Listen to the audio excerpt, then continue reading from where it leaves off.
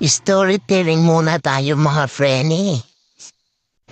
Ako nga po pala si Toby, 5 months old. Ang birthday ko po ay May 20, 2024.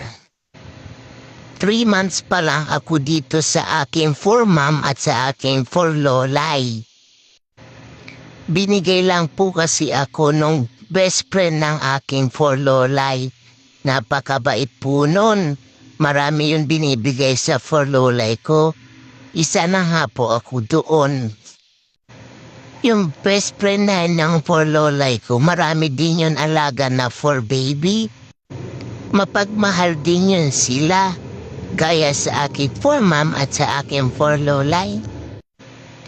Yan po ang istorya kung saan ako nagmula.